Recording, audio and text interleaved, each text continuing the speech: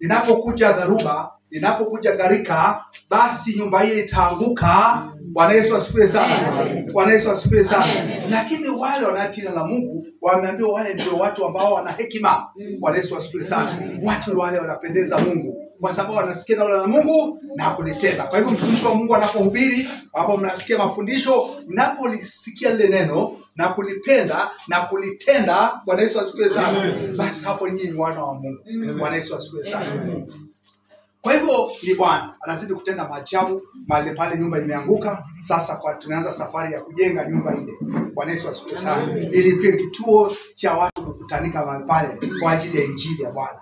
Bwana Yesu asifiwe sana. Kwa hivyo nimeshafika hapo mara moja wiki hii. Bwana Yesu asifiwe sana. Na mtumishi wa Mungu pia kwa neema ya Bwana aliweza kukaribisha katika mkutano pale Gongonyi.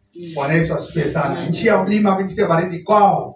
Na kwa mtumishi wa Mungu nilipata kulala pale vizuri. Bwana Yesu asifiwe sana. Mahali pazuri, nikalala pazuri pale. Nikala avocado sana. Bwana Yesu asifiwe sana. Na mke wake akanitayarishia chakula cha kupendeza. Bwana Yesu asifiwe sana. Basi tukashirikiana na mafundisho ya neno la Mungu mahali pale kwa kanisa mlikuwa mahali pale. Bwana alitenda maajabu, watu kufunguliwa. Kwa sababu siri ya kufunguliwa ni watu kulijua lile neno, kulipenda lile neno na kukataa. Bwana Yesu asifiwe sana. Unapokataa na kuacha, basi naye na neno langu nasema kwamba mtii Mungu, sasa mfanye nini? Mkemee shetani na roho. Bwana Yesu asifiwe sana. Sasa ni kwamba kulipokea lile neno mnapofundishwa, basi hapo unapolitii ile neno na kumkemea shetani, ataondoka mbio. Bwana Yesu asifiwe sana. Shetani alishindwa pale Kalvari. Tunajua sote. Mambo yake yalimalizika pale. Wakolosai mlango wa 2 hapo taenda kusoma. Bwana Yesu asifiwe sana. Ndugu muda kidogo, si ndio?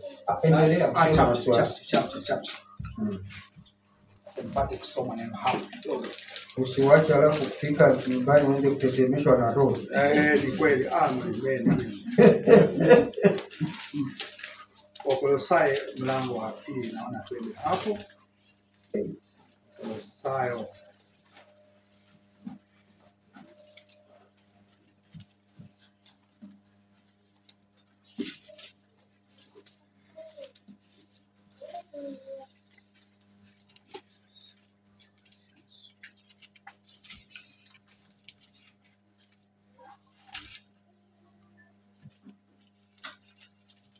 Amen. Shafika mimi na kisha kutangulia. Amen.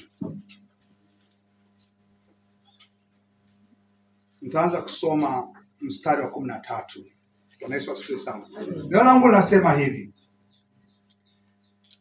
Na nyinyi semeni sisi. Semeni na sisi. Bwana Yesu asifiwe sana. Amen.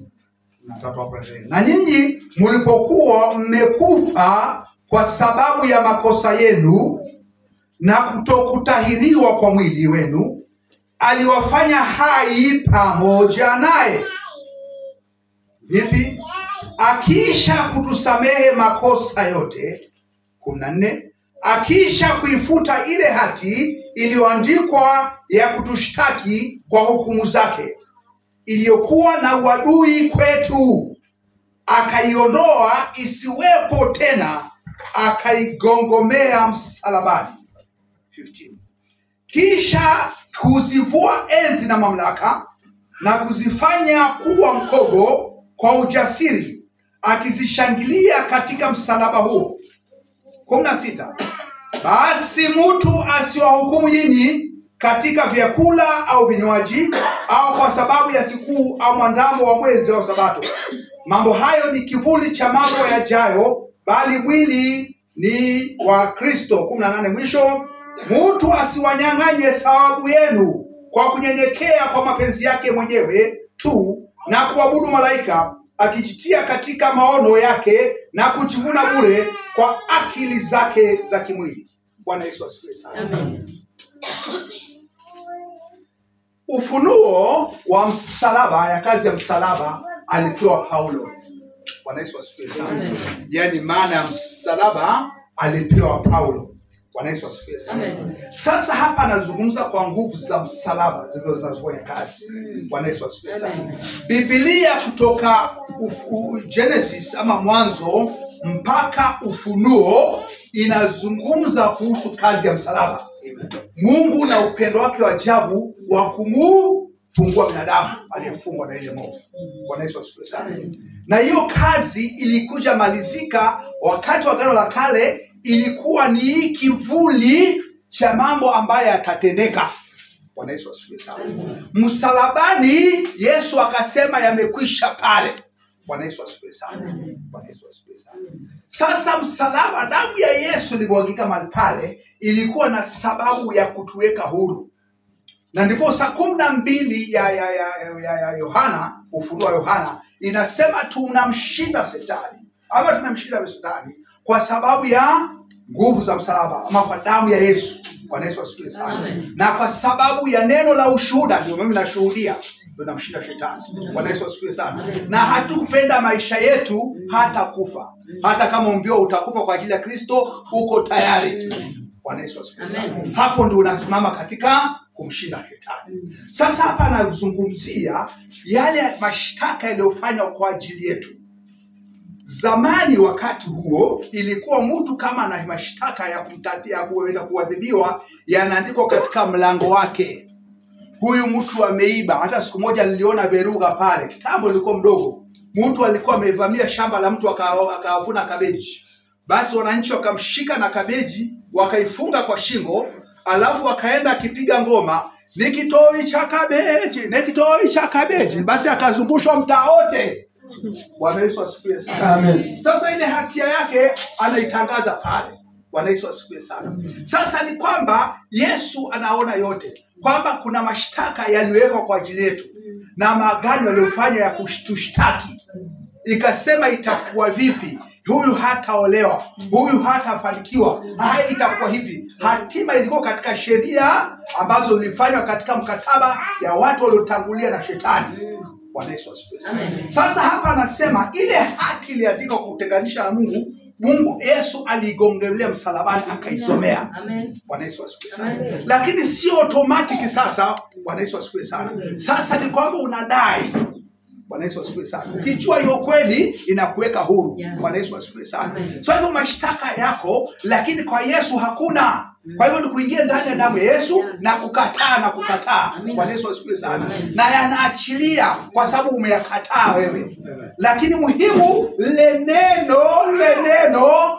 neno linafanya kazi, umeliamini na kutii. Hujakataa katika njia mbili. Watu wengine wameichanganya kwa kuwa na njia mbili. Bwana Yesu asifiwe sana. Kwa hivyo njia ni moja. Yesu ndio njia na kweli na uzima. Kwa hivyo watumishi wa Mungu, nimekuja na mke wangu, lakini tumekuja katika petrol station ambayo tupate mafuta ya kusonga mbele. Bwana Yesu asifiwe sana. Siko petrol station nyingi. Zingine zinaitwa Ajibu, zingine zinaitwa Hola, zingine zinaitwa hivi. Lakini mtu uchagua yake pale mafuta anawekewa mzuri na gari halitatatizika njiani. Bwana Yesu asifiwe sana. Kwa hivyo si lazima petrol station. Wengine wamechanganya na maji, basi unapata shida na gari yako. Bwana Yesu asifiwe sana. Kwa hivyo nimekuja hapa kupokea kutoka kwa Bwana. Asante kwa mtumishi wa Mungu nipatie nafasi hii. Neno la Bwana litaendelea na haitakuwa vile mwanzo. Watakuja wengi kwa ajili ya kuleta mavuno. Ni wakati wa revival kote duniani na hapa Taita.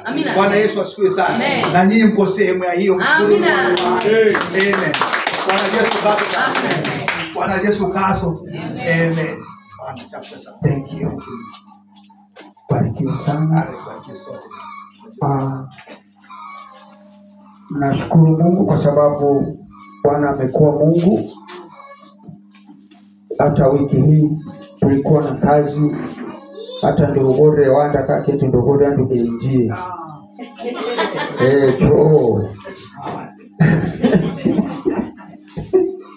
Kwa liba kwa gota revival ya sere sasa kwa njoe hao.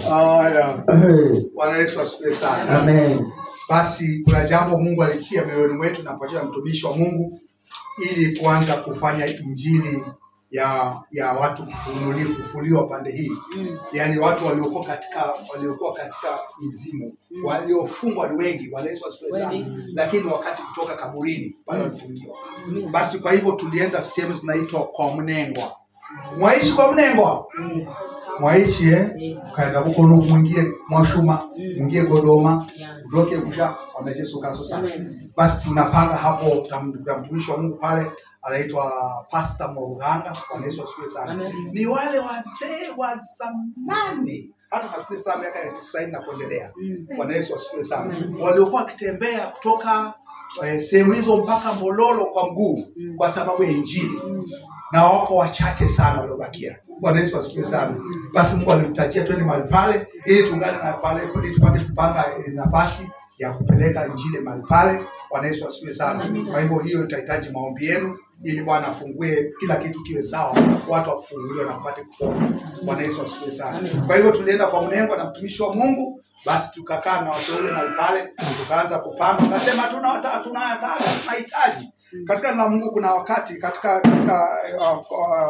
Matendo ya Mitume, nafikiri mlango huo wa 13 sikumbuki vizuri, lakini Paulo wakaambiwa kwamba sasa tunawahitaji njoni Antioki. Njoni, Bwana Yesu asifiwe sana. Njoni upande huu, Bwana Yesu asifiwe sana. Basi Yesu mwema, nazidi kumalizia kwamba kila mahali mnapoingia Mungu anasema hivi, endeleeni kuhubiri neno la Mungu. Nina watu wengi hapa, hata kama kuna upinzani, lakini watu wangu hapa ni wengi. Bwana Yesu asifiwe sana. Je, unamkumbuka katika neno la Mungu nazungumza katika second Kings ama first Kings mlango wa 18 hapo. Kuna mtu anaitwa Obadia. Kuna mtu Obadia, Bwana Yesu asifiwe sana. Na kuna mtumishi wa Mungu anaitwa Elijah. Elijah alifikiri yuko peke yake, kwa hivyo atakufa, huduma inaisha. Bwana Yesu asifiwe sana. Mungu akamwambia, nina watu wengi hapa niwaficha. Wako wengi. Bwana Yesu asifiwe sana. Kwa hivyo kila mahali utakapoenda ita Bwana, kuna watu wengi hapa, wanionyeshe hawa watu. Walete kwangu ili kazi ya Bwana ifanyike. Bwana Yesu asifiwe sana. Amen. Amen. Barikiwe sana.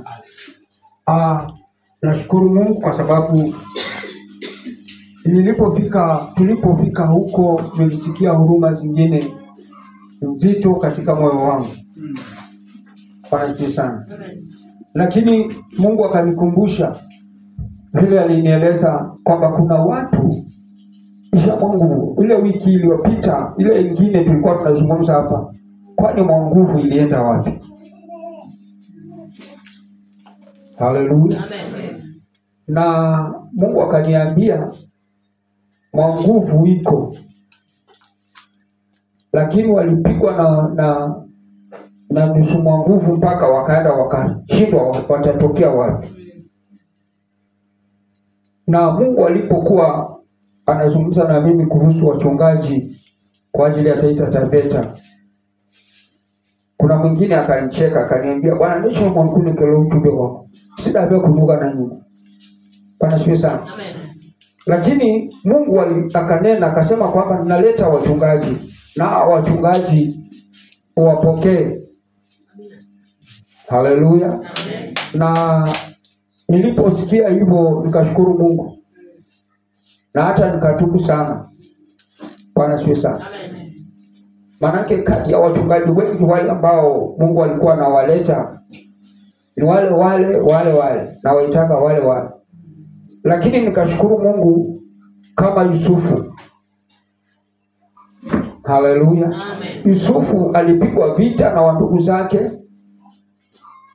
na akapitia mateso makubwa kwa ajili alikuwa na kitu kikubwa ndani ya maisha yake. Haleluya. Kwa hivyo jambo la muhimu, ile kitu ambacho huwa napenda kuzungumza sana katika huduma hii, kama umetumwa hapa na Mungu, vumilia. Haleluya. Kama umetumwa hapa na Mungu, ufanye nini? Vumilia. Kwa sababu mtu kwanza kuna mambo kama matatu hivi, lakini jambo la kwanza, ukiona mtu anakutoa kwa Mungu, huyo si rafiki. Alafu inafuata jambo la pili. Mtu yeyote atakaye kutoa kwa kuhani wako, huoni basi kwafu, hivyo umekufa. Sasa mtu akikutoa kwa apostol, ujue kwamba ile kifunguo ambaye angekufungulia kama ni gari, huoni basi. Mimi naambiaga watu hivi na kuwachekesha tu kidogo, kwa sababu sikuambia ati tukae hapa. Pana, mimi sina mbingu. Mimi ni ile tu nakwambia, kanyaga hapa, ingia hapa, basi. Haleluya. Amen. Lakini utapigwa vita. Mimi naulizaga watu, kama hakuna Mungu, unajua mimi nakaaga nirudi nyuma, kama hakuna Mungu. Unajua ile mama tusimama mama nani? Mama Maki. Tugezi. Ile mama anatoka Mranga.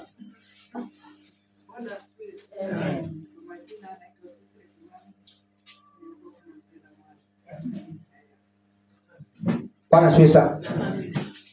Kama mtu anasikia injili ya Apostle na amemaliza hapa miaka mingi sana, huyu mama. Haleluya. Na sasa wewe mtaita wangu, unaambia yule mzee sijui nani sijui nini, unatolewa kwa kuhani usipate baraka zako. Hata tusiende mbali. Unaona kwa kina mama huyu mama, ile area hakuna mtu ambaye hajui hii huduma. Nimehubiri kama ni mbali miaka ngapi?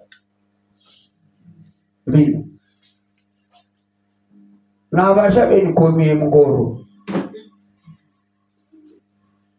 Wengine hata hawako. Pengine ni bahati ndio huyu mama amebaki.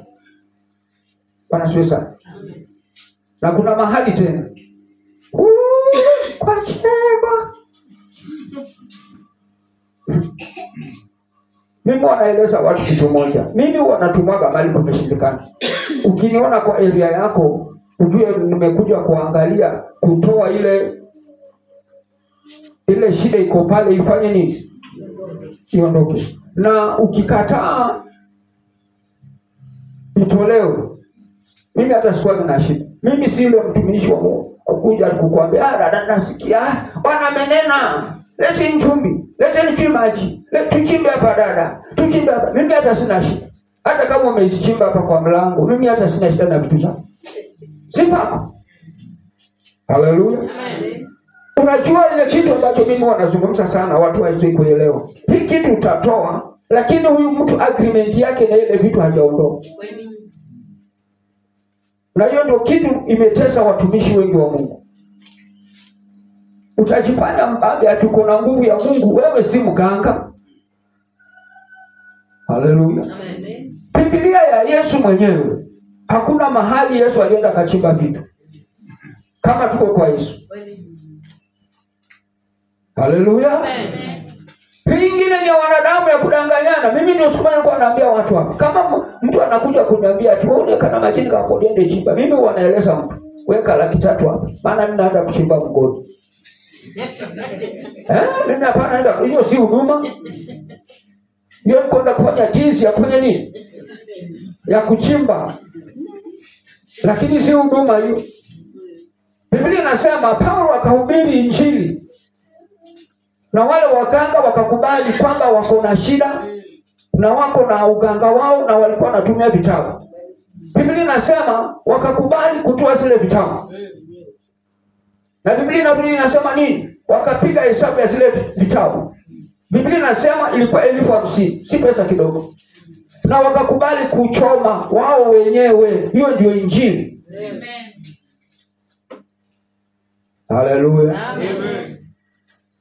Sasa wale watu mnadanganywa tu tumechoma. Ile kitu kwanza, kitu cha kwanza ndio unaonaga mimi sikuangi mtu rahisi kuombea mtu. Na hapo watu wananipigaga vita sana. Na kuwafundisha mtu huwezi kumwombea. Maana watu wengi wamezoea. Hebu nisaidie na maombi. Unajua huyu mtu anakusaidia na maombi ya upande gani? Haleluya. Amen. Wacha niwaambiage mambo kidogo muelewe. Najua nimehubiri sana na nimetembea Siku moja tukiwa katika semina ya wachungaji. Bwana Yesu. Mimi sijisifu sana, lakini kama ni maombi mimi ni radical. Sasa tunaitwa radical. Sasa mtumishi yoyote aliye hayuko kwa maombi sana hatusikizanaga. Nasikizanaga na watumishi wale wa maombi. Bwana Yesu. Maana ukizungumza kitu tutaelewana. Maana ninapozungumza nazungumza nikiwa ndani ya roho. Na wewe ukiwa ndani ya roho hatutabishana. Haleluya. Amen. Bwana Yesu. Haikuwa rahisi. Wacha niwagusie kidogo. Haikuwa rahisi kama si Mungu kutoa mtumishi hizo maili zote. Unafikiri kilomita ngapi? Haleluya. Unafikiri ni wangapi wamezungumziwa hata hapa Kishamba wakuja hapa wamekataa? Haleluya. Amen. Sasa siku moja tukiwa katika maombi, tumeenda katika semina. Na pale wakati tulipokuwa tunaanza huduma, maombi ilikuwa radi. Bwana Yesu. Na kama kuna semina huwezi kukuja hata unaingia tunaanza kusalimia watu. Bwana asifiwe. Hai Bwana asifiwe. Mwanzani ya roho. Kuna room pale ya maombi. Unashuka kama umekuja na gari unashuka hapo, unaenda huko. Uende unene na Mungu masaa mawili. Ndio uje kukuta hao watu kama wanakunywa chai. Bwana Yesu. Amen. Uende huko, maana umekuja kwa mkutano kwa area. Uende huko uone mpaka upewe area ya pale Mungu anataka nini na anasema nini. Basi kana kaingia kwa mahadaki, nikaomba, nikarudi. Nikaonyeshwa kuna mchungaji mmoja amekuja na kisu hapo. Kisa ni nini? Huyu mchungaji, kuna mchungaji mwenzake ameiba mwinjilisti wake. Bwana Yesu. Wale mnawaeleza mambo mwelewe. Na kama huko katika maombi hutajua nini. Unaona kasa nyingine mtu anasutuka namna hii. Kumbe jamaa kuna kitu amebeba. Sasa wakati watu wanaomba, alikuwa anavizia kwamba wakati roho wa Bwana ameshuka kabisa ndio atoe. Basi tuliporudi pale kila mtu amekwenda kaomba, sasa kuomba sasa kwa ushirika. Ndio sasa twende kukunywa chai. Bwana Yesu. Tulipoomba tu Mungu alikuwa ananitumia sana. Mungu nilipoomba tu kasema mauti ya kisu. Na nimeikamata katika jina la Yesu. Mahali hiyo mauti ya kisu iko. Jamaa alitolewa pale na kisu yake. Nini naka hiyo? Ni mimi niko na kisu. Ulikuja kufanya na nini? Kuja kupunga huyu mchungaji ameiba mwinjilisti wangu. Hapo. Wewe kama fulani ameiba, nani ameiba? Lete kisu, katoa kisu. Kamfanyia deliverance. Bwana Yesu. Nataka kukuambia nini? Nakwambia lazima ukue macho. Bwana Yesu. Hata kama umeokoka lazima ukue macho. Ukiona huko macho, maadui watakutesa. Haleluya. Amen. Na ukiona kama watu hupigwa vita, jiulize. Kama unataka bwana unakoka feki. Bwana Yesu. Amen. Haleluya. Amen. Bwana Yesu. Amen. Sasa lazima uelewe kwamba huyu Mungu ninayemuomba ni Mungu aina gani, na huyu Mungu anataka nini, na mimi nataka nini nikae ndani ya Mungu. Sasa hii watu ile kitu wanatafuta tumbo. Na tumbo sitaisha hapa. Ndio siku moja nilikuwa nazungumza hapa kawaambia kwamba unaona hao watu wa tumbo sana. Hata unaenda mnamuzika rais vizuri atu tunakupenda, tulikuwa tunakupenda lakini bana amekupenda baada ya siku chache. anatoka, anaanza kuzungukia watu. Mnubagie mwambe na sena muni agie kaburi na kwa niruba. Yona nilo. Nasikia mama Kristo. Wale hawaendi, maanake huyu mtu hakuna mahali alienda, huyu mtu hakuokoka. Huyu mtu alikaa kanisani na hakuokoka. Sasa na hiyo ndio kitu sasa inatesa watu. Sasa kuna shida katika injili ile ambayo Mungu anawachilia ukombozi. Watu wanapenda ile miujiza. Ndio, ni sawa. Kubarikiwa kuna shida. Utabarikiwa kazi ya mkono yako. Lakini zile baraka zinazotakiwa zikae katika upande wa mkono wa Mungu hazikai. Haleluya. Naambiaga watu, unaona kana babu zetu walikuwa wanafuga na manga yao, mifugo ng'ombe hizi, na akienda basi zinaenda zinaishi. Maanake zile si za Mungu. Maana unasikia ingine imeumwa na nyoka, unasikia nini? Wakati tukiwa wadogo tulionaga mzee mwingine alikuwa na ng'ombe, hata hizo ng'ombe tulikuwa tunachungaga. Sasa maana tunafurahia kuchunga, zilikuwa nyingi. Na yule mzee alizeeka mpaka anabeba na wekewa jua hapo nje. Siku ile alikufa. Kuna ng'ombe ilikuwa ikiwika ni kama inachukua division mzima. Yaani ni nzito. Alikufa, hiyo ng'ombe iliumwa na nyoka. Na hiyo ilipoanza, hiyo mmoja ilipoanza kuumwa na nyoka, zingine zilivyo hiyo kuishi. Wanasiasa. Sasa sisi watu wa Mungu, tuwe naeleza watu wa Mungu na vitu za watu wa Mungu zinachungwa na Mungu mwenyewe. Haleluya. Sasa unapoona saa hii wale wanateseka, ni kwa sababu maombi yamezidi, ile mumanga haiwezi kufanya kazi. Maombi yamezidi, yale majini alikuwa anatumwa ije kukula kwako haiji. Sasa wanafikiri sasa wanalia nini? Wanalia sana. Tulikuwa nashangaa. Kwa mtandao wale wenye kuingia kwa mtandao, wale mweusi ndio unaona uko na pesa. Wanadaiwa milioni 19. Na ndio mlikuwa mnasema ati ndio wenye pesa. Hakuna. Anasema sasa nyinyi watu wa Mungu, ama sisi watu wa Mungu, simama na uwezo wa Mungu. Ni wakati wa watu wa Mungu, ni wakati wa Bwana. Haleluya. Ni wakati wa Bwana. Na kama ni wakati wa Bwana, usifikiri itakaa pale. Ni kilambo chida, ni wakati kitu inapi.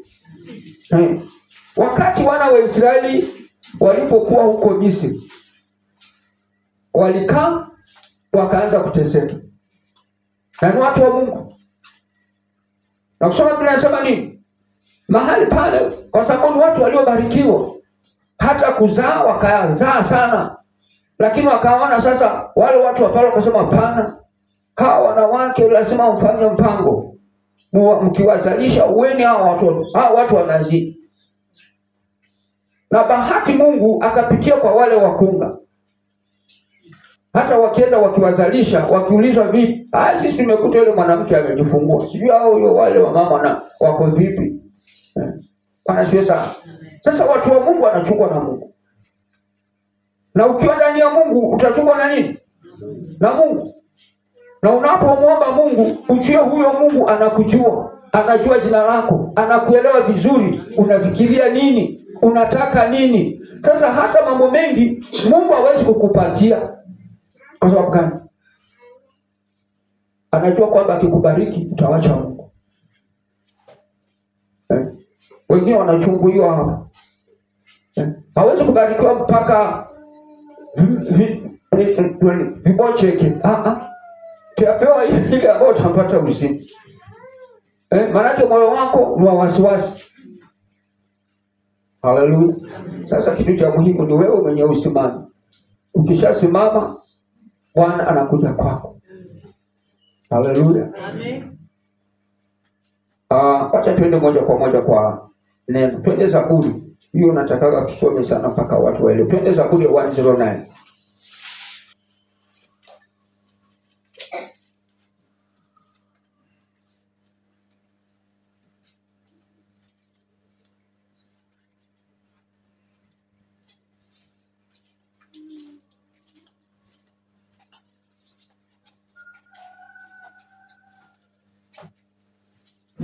Nianzia hapo mstari wa 7. Kuna kitu hapo nataka kufundisha watu waweze kuelewa.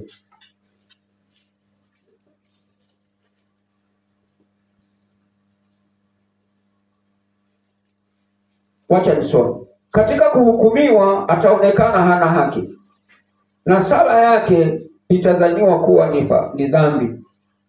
Siku zake na ziwe chache. Simamizi wake na atwae mtu mwingine, wanawe na wawe yatima, na mkewe na awe mjane. Kutanga na watange, wanawe na kuomba, watafute chakula mbali na mahame yao. Mdai na anase vitu vyote alivyo navyo, wageni na wateke mapato ya kazi yake. Asiwe na mtu wa kumfanyia fadhili, wala mtu wa kuwahurumia yatima wake. Wazao wake waangamizwe, jina lao likafutwe katika kizazi cha pili. Mstari wa 14. Uovu wa baba zake ukumbukwe mbele za Bwana, na dhambi ya mamaye isifutwe. Bwana asifiwe sana. Tunapoita mambo ya Yesu, Yesu ni mzuri sana, na Yesu ni mtamu. Lakini hapo katika Biblia, hapo nataka tu, hapo mstari wa 14 nasema uovu wa baba zake ukumbukwe mbele za Bwana. Hata kama utakuwa umeokoka, lakini kuna mambo ambayo lazima ukubali ujitoe katika maagano ya baba zako pale walikuwa wanaombea. Walikuwa wanaomba kwa Mungu. Na hiyo ndio kitu sahihi kimemaliza watu wa Mungu. Haleluya. Amen. Bwana asifiwe sana. Amen. Na ukitaka kuelewa vizuri, utaangalia kama baba zako weke mrunandeo walikuwa kama 7 kwa mfano, ama wacha tuseme 5, wa kike na wa kiume. Pengine wa kike ni 3 na wa kiume ni 2, wote ni watu 5. Ukiangalia pale juu, ukitaka kujua mambo ya maagano na mambo ya madhabahu, utaka kuangalia, utaangalia pale juu. Ile hao watu, hii nini yao yote, hao watu wote 5, hakuna mtu aliyetoa mhubiri. Utaka kujua kama ile maagano ya pale ni mazito, hakuna mtu aliyetoa mhubiri. Kwa hivyo ile ukoo ama ile ukoo clan ile kubwa itabaki, zile miungu zitabaki pale pale. Na ndipo tunasikia Biblia inasema kwamba uovu wa baba zake ukumbuke mbele za Bwana. Wewe umeokoka, ni sawa. Haleluya. Lakini katika madhabahu za kikwenu uko ndani ya system ya kukufiwa na watoto. Uko ndani ya system ya kutokwa na mimba. Uko ndani ya system ya kujinyonga. Uko ndani ya system ya umaskini. Uko ndani ya system ya pressure na sukari na mwaiba nini na nini na nini. Kwa sababu katika ile ukoo wenu kuna kitu ilifanyika, ndio haya magonjwa yakawashwa katika ile ukoo.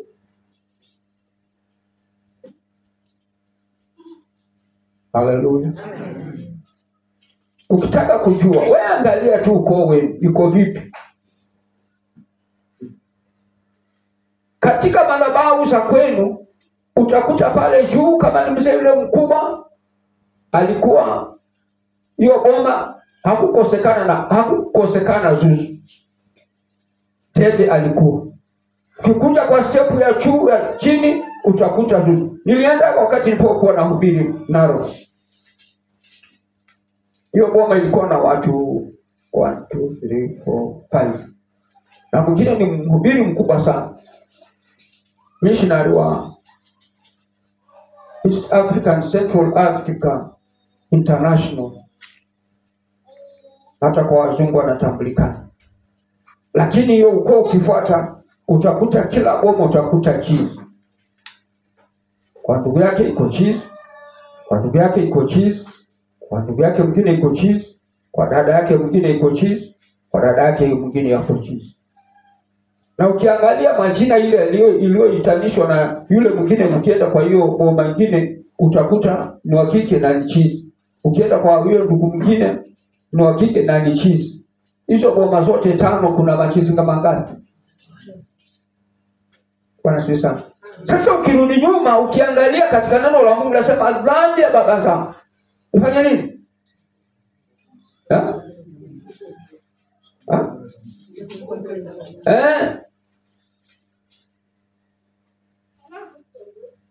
Kama baba yako pengine alikuwa ni mganga, alikuwa akiganga, ama mama yako alikuwa ni mganga, ama mama yako alikuwa ni mtu wa kuuza pombe.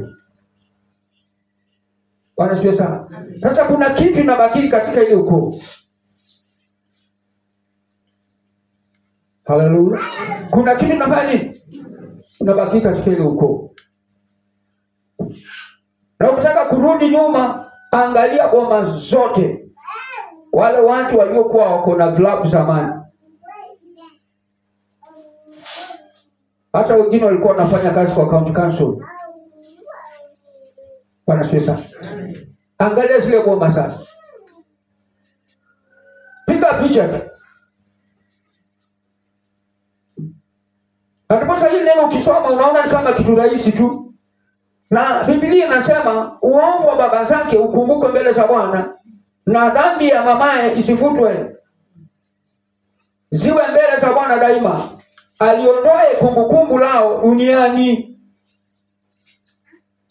Na ndipo unakuta kama kuna kitu ambacho kinazungumzwa na ni mkono wa Mungu.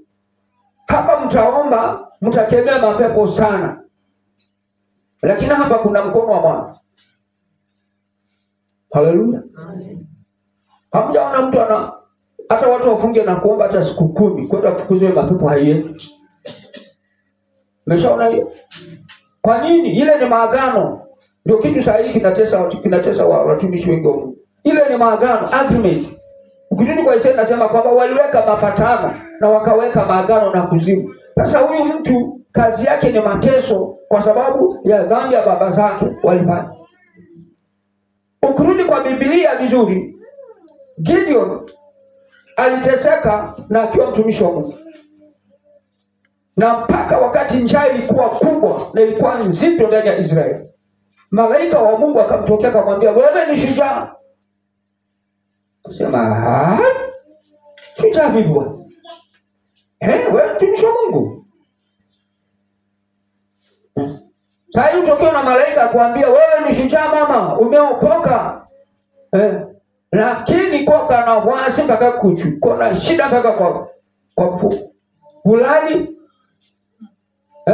Makomba mwiko yanakukula mpaka masikio. Na Bwana ukaswa. Ukeuka pande hii, mapanya wanakukula mpaka kucha.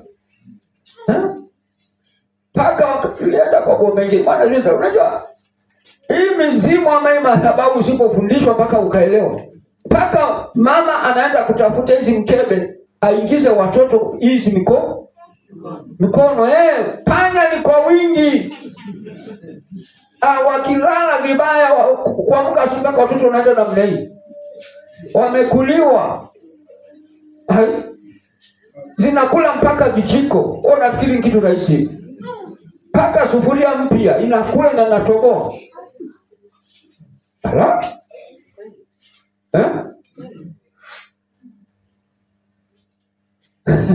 Ona bila zamani. Dhambi ya baba anasema ni dhambi ya baba zake. Kumbe si baba yako, baba zako walienda wakaleta mazagazaga wakakuja nayo. Hata kama mwingine alikuwa pale ameokoka, lakini ile mfuko mali walienda kuleta Tanzania bado hii. Na maagano yale waliweka na baba yako. Hata ingawa wanasema ati Bwana asifiwe, Bwana asifiwe, lakini maagano yale waliweka huko Tanzania kwamba hii ndio fikika msi. Bado yeye iko. Hata ingawa wanaenda kanisani. Na ndipo unakuta watu wengi hata wakiwa ndani ya kanisa wakiwaambiwa waombe Mungu hawaombi. Maana katika yale maagano waliambiwa wasiombe Mungu wa kweli. Haleluya. Amen. Na ndipo ndio unaona saa hii kuna shida kubwa katika injili. Na ukiona ndio unaona watu wengi sana wanatafutaka maombi. Haitesena maombi. Haitesena maombi nitaka maombi. Haitesena maombi. Haitesena maombi. Wewe unasema ile maombi kwa kwenye hapo seli. Wanafikiria hapa kwa mganga. Basi sasa. Amen. Wanataka haraka. Ile mkoba walileta isiuguso. Na walienda wakapimiwa. Hii mkoba kwanza unaulizwa unasoma kanisa gani? Kanisa fulani. Basi hiyo ni sawa. Lakini usiende kanisa fulani. Unapata? Usiende kanisa fulani.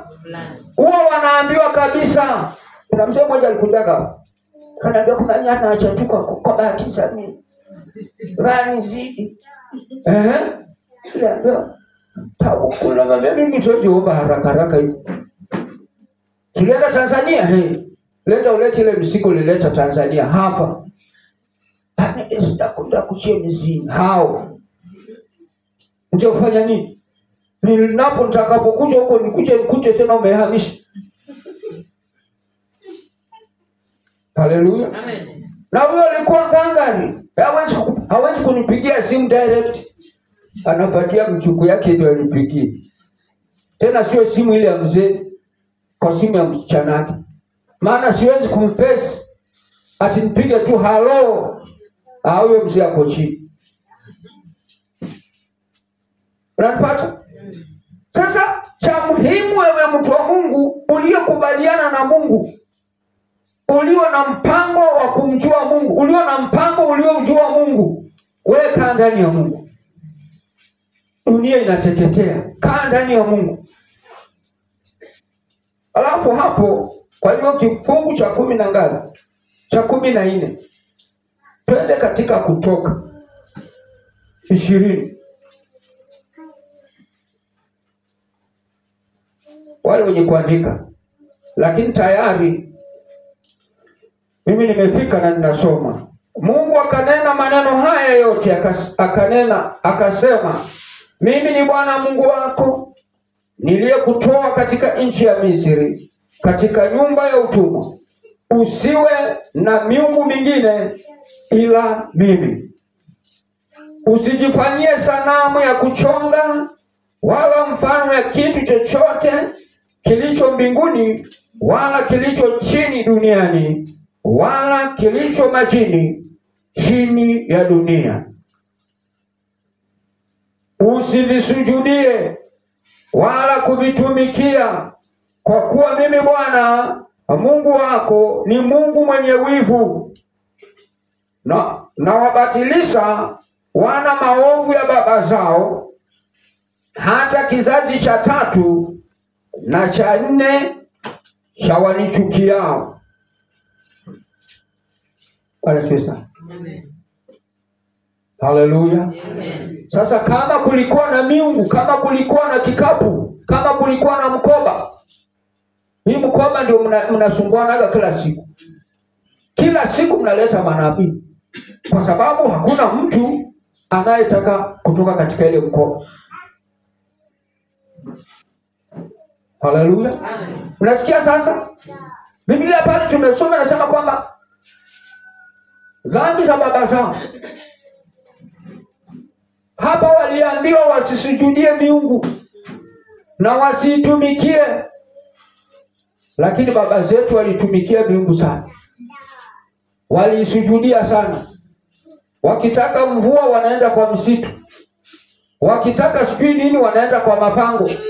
wanapeleka mapombe, wanapeleka makuku, wanapeleka mambuzi, wanapeleka hata watoto. Maana watu wataki kuambia. Haleluya. Sasa yale madhabahu, wewe ukiokoka haina shida, umepata uzima. Lakini shida ambayo utakayoipitia, maana magonjwa, kama ni magonjwa haitaisha kwako. Kama ni umasikini hautaisha kwako. Siku moja nilikuwa nazungumza hapa. Mwambia wewe, yule wale waliomba kwa hiyo miungu, hata swali ndani hawakuwa nazo. Ile kana show. Na ndio alikuombea. Unanipata? Na ndio ameombea ukoo wote. Siku chose. Na tena akarudi akapiga kifua. Leo kunda siku chapo chikae saini Simba. Wasi anajiita Simba. Ukiangalia kucha ilienda haijakatwa mwaka 1915 imeenda mpaka kakuwa kama siku.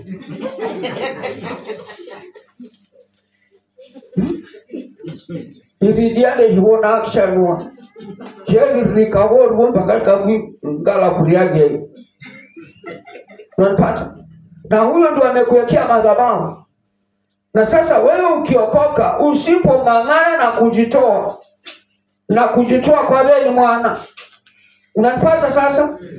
Na watakupiga vita. Watakwambia ukijitoa utapata shida yako mwenyewe, ukipata shida utajua mwenyewe.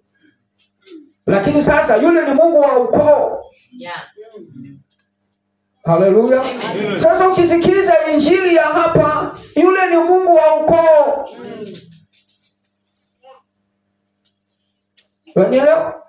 Sasa toka kwa Mungu wa ukoo. Piuni balaya tadivinita. Piuni ba anlavel folai. Toka kwa Mungu wa ukoo. Uingie kwa Mungu wako. Yesu ndio njia. Ndio uzima. Ndio uponyaji. Ndio maono. Ndio msingi.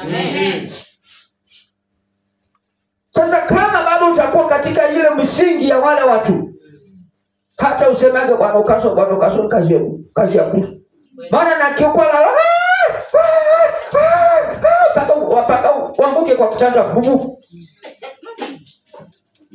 Nini? Hata saa nyingine wakunyonge paka kwa chabuka asubuhi. Bali unalala hao. Lala wapi jana? Wewe nasikia bana mtu kikema na wakuringiria na blanket katu kushono konde ndakino na. Bana sasa. Mwingine kuruta kukaga asubuhi wako wote mpaka katumbo na mavu. Atsena kwa na ukasi. Sasa ulipambana na wale watu. Sio kitu rahisi hivyo. Sababu kazi yako ni kusema tani narogwa. Mimi na wanaeleza gawa. Mimi sisemi ati wachawi hawako. Wako. Lakini mchawi wa kwanza ni wewe. Maana wewe hutaki neno la Mungu. Wewe hutaki msingi. Wewe unataka maombi. Maombi ile inakuwa ni first aid. Haleluya. Kitu cha muhimu ni neno. Neno ndio Mungu mwenyewe. Neno ndio Yesu mwenyewe. Biblia inasema kwamba haya yote yataisha, lakini neno litabaki. Kurudi kwa Biblia inasema kwamba hapo mwanzo kulikuwa na neno. Na bila neno hakuna chochote kingefanyika. Haleluya. Sasa watu wengi wamekaa katika maisha yao hawataki neno. Kama siku moja tulienda mahali na kijana wangu. Tumealikwa mkutano. Hai wakafurahia, wakasherekea, wakashangilia. Sasa sarakasi niliona nini? Watu wanaimba, watu wamejazana hivi. Watu wanaimba. Vumbi hata mpaka watu wanakohoa. Wakati mtumishi wa Mungu amekaribishwa, amepigiwa makofi, anaenda kusimama kwa pulpit ya ubiri. Kwani kulikuwa na hakuna? Mpaka nikaambia kijana wangu atatikiti ya mtetu. Ndani na tu.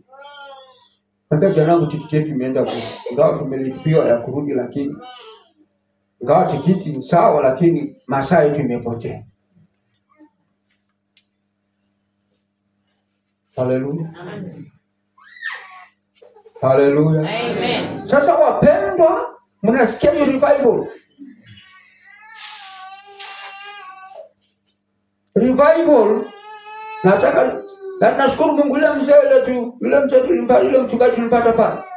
Ni wale nilikuwa nakwambia, wale tukianza maombi hapa inafika huyu ni jirani na yeye anaanza kuomba. Inaingia kwa jirani na hivyo mpaka Masungunyi mengia hayo, Mwachavanza mpaka Msau mpaka tunanilo, mpaka watu kama nikutoa nyoka wanatoa zenyewe, kama ni vikapu wanatoa wenyewe. Sio ati nije kukutabira nasikia dada, kwa nini naona hiyo shida, naona mkoba kwa nyumba. Haitoboa profesi. Ndio kazi kama hiyo mimi sifanye. Maana hata kama nikikubembeleza uje uchome hii mkoba, yale maagano mliwekewa haijatoka.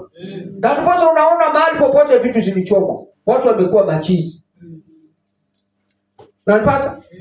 Maana walipowekewa ile mkoba, ile mkoba ile mkoba walienda kuleta, waliandikwa majina yao yote. Ndio ikawekwa kwa ile miungu. Sasa ile miungu inajua kama ukoo wenu inaanza MWA, wanajua. Leo nataka kurudisha nyuma kidogo. Bwana Yesu. Nakurudisha kwa Zakaria. Alikuwa katika nyumba ya Mungu. Na bibi yake alikuwa anaitwa Elizabeth. Alikuwa hazai. Haleluya. Lakini Zakaria alikuwa ni kuhani wa Mungu.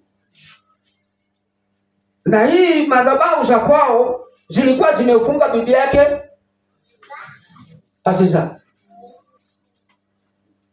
Yeye pia akawa ameishiwa na mpango. Haleluya. Lakini wakati alipoenda katika madhabahu ya Bwana, akaambiwa lazima atapata mtoto.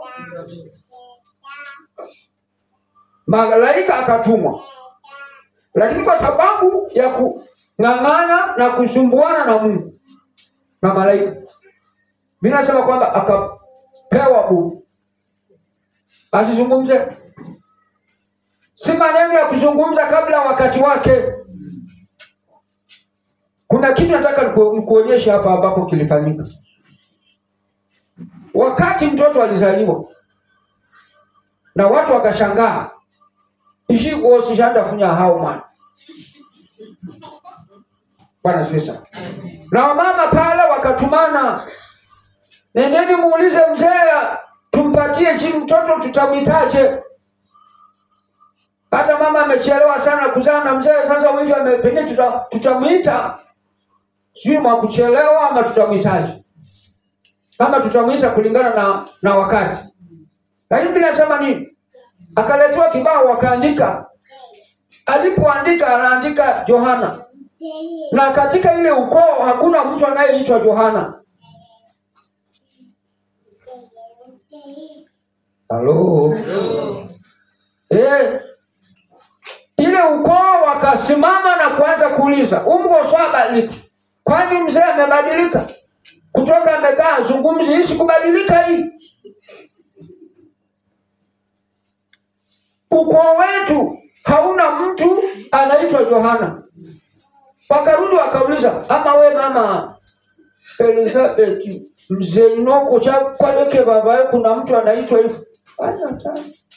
Sasa mzee anasema, simwani mshike mtoto mwite Yohana. Paka tujue hili jina limetoka wapi. Ni ukoo gani? bahati Mungu kafungua ndio akaanza kueleza. Haleluya. Alipoeleza ilikuwa ni msingi mpya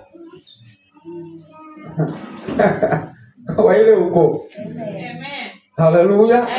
Sasa wewe umewekwa msingi mpya wa ile ukoo.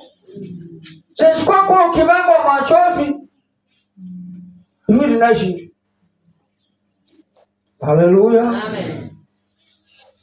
Mko pamoja? Kama nazungumza na ndio uweze kuelewa Mungu alikuwa na mpango ya kukuokoa. Mungu alikuwa na mpango ya kukuita ufanye kazi ya Mungu. Amina.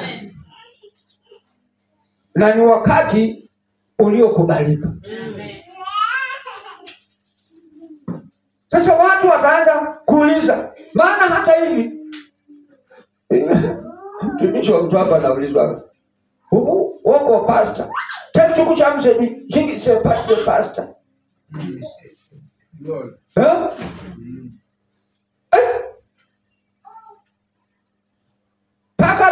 wata wasajini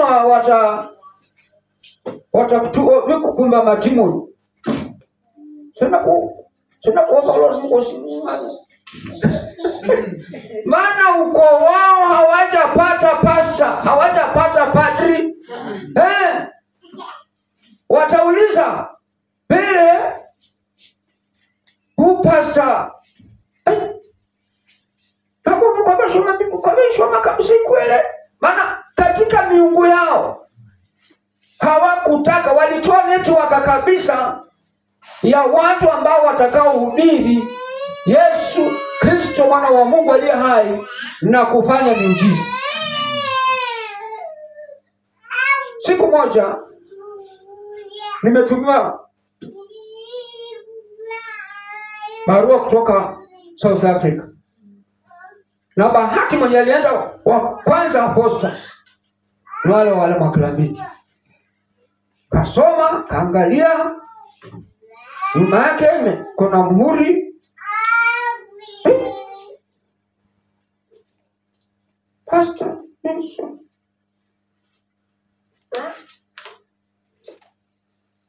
Sasa akaichukua kila mahali. Kaenda kukutana na kazi yangu mwingine. Bwana leo mara kwa aha. Hebu shoma shidi. Yule naye ni mjeuri kivyake. Akasema taunga mwavu. Nikakubanga msabi. Kulega. Kwa goroba pana. Huyu ni mama komoni. Pana. Bwana sasa. Nasikia? Wache Somali mpaka ukapatana na wazungu. Sisi tulikuwa tumefunga kabisa. Mwana kamfunge. Watoto wametusumbua sana.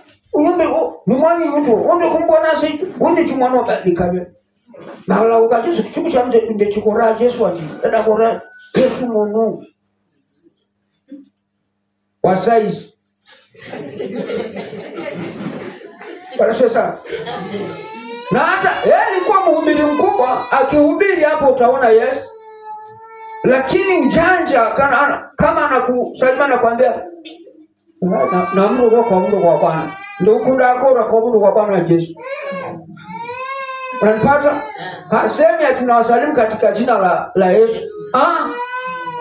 Kwa Mungu kwa Bwana. Sasa wewe uchague mwenyewe ni Bwana gani?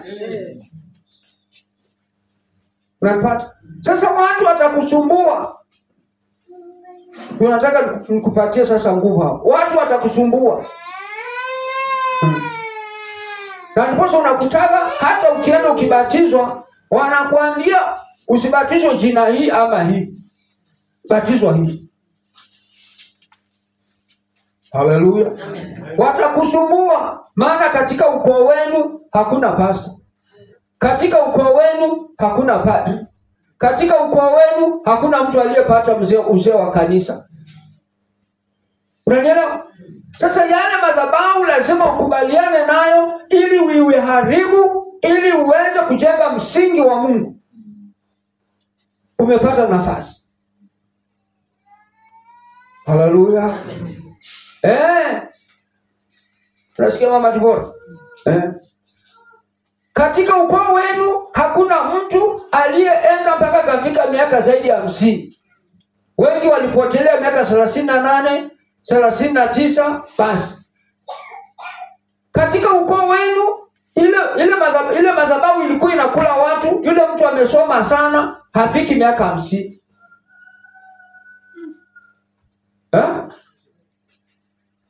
Halo. Sasa lazima uangalie katika madhabahu za baba zako kulikuwa na nini. Unachambua, unaangalia katika madhabahu za baba zako hakuna aliyezeeka akiwa na bibi Mansolo. Sasa ujue hapo kuna kitu. Siku moja nilikuwa nafundisha hapa kanisa nikawaeleza. Ukiolewa mahali wende ukute hakuna father in law. Piga picha. Lazima usimame. Bila hivyo angalia. Maana kuna madhabahu inazungumza hapa. Ama wakati unatoka na mnai, umelewa na nyanya yako, umelewa na mjomba wako, umelewa tu hivi. Kakaa kwa anti wako kabaka funwa kaenjo kwa mbuna ndeo, kabaka funwa ngeda kabaka kaenjo hao. Lazima ukubaliane na kuvunja madhabahu. Haleluya. Amen. Siku moja nilikuwa nikiwafundisha hapa. Madhabahu za kwetu zilikuwa ni hatari. Sisi tulikufiwa na wazazi tukiwa wadogo. Na kukatokea kitu. Mwenye ambaye alikuwa anataka kunidhamini ili nisome, ikabadilishwa usiku. Fika asubuhi naambiwa hai uende kwenda. Naona fulani mmoja uenda. Haka? Haleluya. Amen. Maana nilikuwa nazungumza juzi mahali tulikuwa tu. Nikaambia watu mjue hawa watu wanasema kwamba msisujudie ile miungu. Haleluya. Amen. Lakini wao walikuwa wanaisujudi. Haleluya. Wasitumikie. Lakini walikuwa wanafanya nini? Wanaitumikia. Na sasa waliwacha hata zile nyumba za miungu zao waliwacha wapi? Pale. Na mpaka wengine mpaka sasa wanatambikia. Waliambiwa mnajua ukipika chai umwage hapa. Na utaje jina. Okay baba fulani kulindie. Okay baba fulani kulindie. Okay anti kwa ndiye kulindie. Tabia logwa sana. Weke Bwana sasa. Hapa lingine mama mwingine alikuwa na kiboko chake kama hivi. Kila chakula kishaiva napiga ile manini. Zile meko zinakuwa nini tatu. Hata siku hizi zimekuja wekwa mbili. Ka.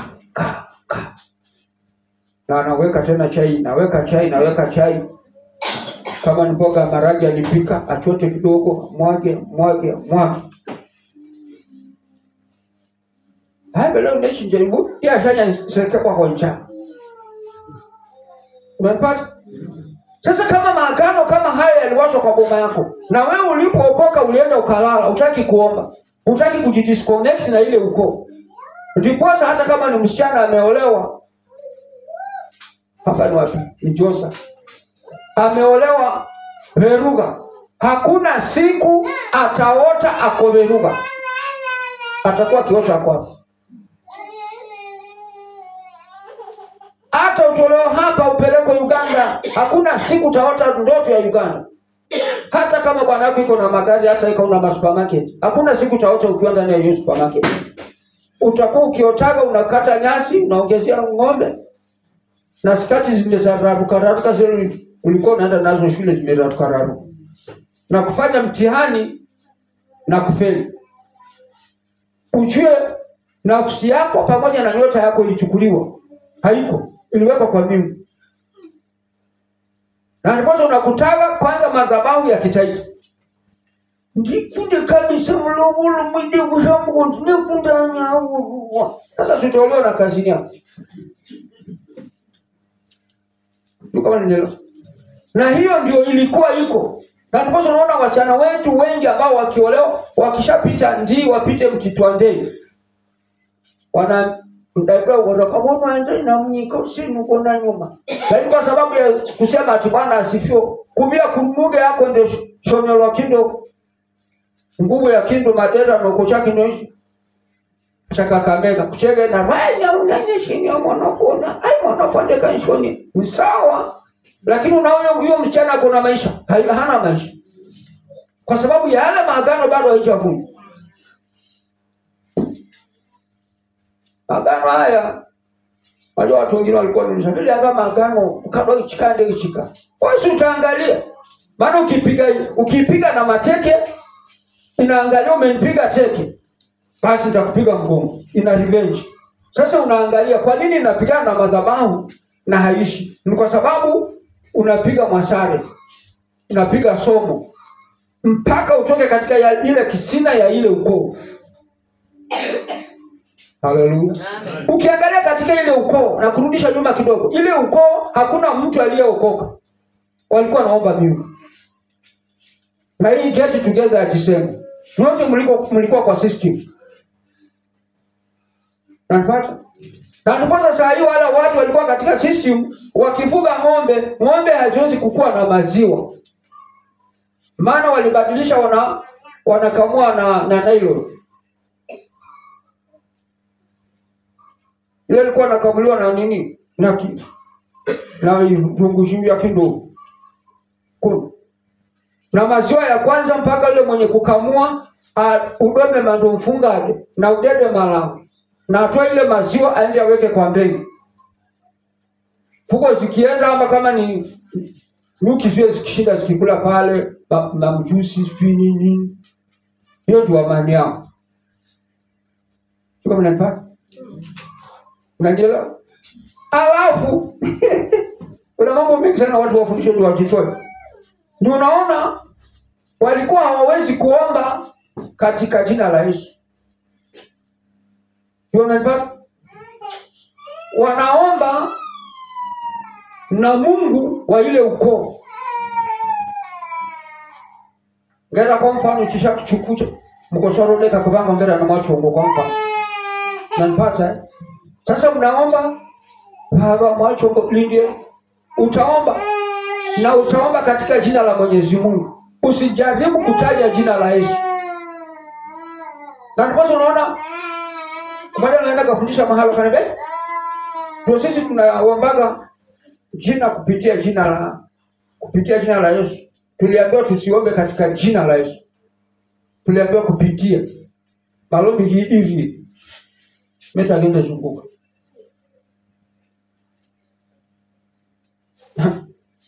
Wacha turudia hapo kidogo. Hapo Biblia inasema nini? Cheza hapo mbele. Nami nitawarehemu maelfu wanipendao na kuzishika amri zangu. Usilitaje bure jina la Bwana Mungu wako, maana Bwana hata mhesabia kuwa hana hatia mtu alitajaye jina lake bure. Haleluya. Sasa kina baba zetu walitaja jina la Mungu na nibu wako na mikoba na wanalitaja jina. Unanipata? Gideon pia na kurudisha tena peleka nyuma kabisa. Gideon pia wakati alipokuwa na shida. Na ndipo unaona shida nyingi ambazo zinapata watu wa Mungu. Wanaomba, wanafunga na kuomba. Saa nyingine Mungu analeta neema, Mungu anakuja anazungumza. Lakini kwa sababu wako na maagano yao kwamba wasijaribu kutoka katika yale maagano. Hapo Mungu anasema nini? Usilitaje jina la Bwana Mungu wako kwa bure. Alipokuwa unaona watu wanalitaja jina lakini vikapu iko kwa nyuma. Wanalitaja jina na wanajua walifikika msi. Walilitaja jina lakini wanajua wao wako ndani ya hizo miungu. Na ndipo unaona kila mara watu wanazunguka na wanataka kutabiriwa. Nasikia kuna adui. Si adui. Adui ni wewe. Haleluya. Amen. Mimi wanaeleza adui ni wewe. Maana wewe ni adui wa Mungu. Wewe unalitaja jina la Mungu bure. Unasema Bwana ukaso wa adui hayuko ndani ya moyo. Haleluya. Amen. Kama ungelitaja jina la Mungu kwa ukweli, yale maagano haingekuwa tena hapo kwa nyumba. Hiyo ulinzi wa mikoba haingekuwa hapo. Haleluya. Amen. Sasa watu wanataka kufanya wengine kama nini? Yaani kama watumwa. Kama siku moja nilikuwa mahali na hubiri, yule mtu akasikia neno. Kai, rambo zako chini, mwambie mimi yeye ilikuwa ni Mungu wako. Na mimi niko na Mungu wangu. Mimi sija kusumbuka ati na kuchomea Mungu wako. Kama umemkataa huo Mungu mwenyewe. Sijui nini. Mama mwingine alikuja. Akakuta tena adui wake hapo. Katoka nje. Sina shida. Hata huyo nakocha huyo aende ndio kwambie mama. Haya. Kamhudumia akaenda. Mwambie dada kiti hapo. Nasemaje? Mimi nimetupwa na watoto. Nimetupwa na watoto wewe. Wamekutupaje? Nimesomesha watoto. Lakini hakuna hata shilingi moja. Mwambie mama watoto umefunga Mungu. Ukamgoogle. Mwambie mama nakuona Nairobi na bwanako. Natoka Nairobi nimekuja mpaka Mlolongo. Sina kukanabisha. Ya. Ona kwa nako.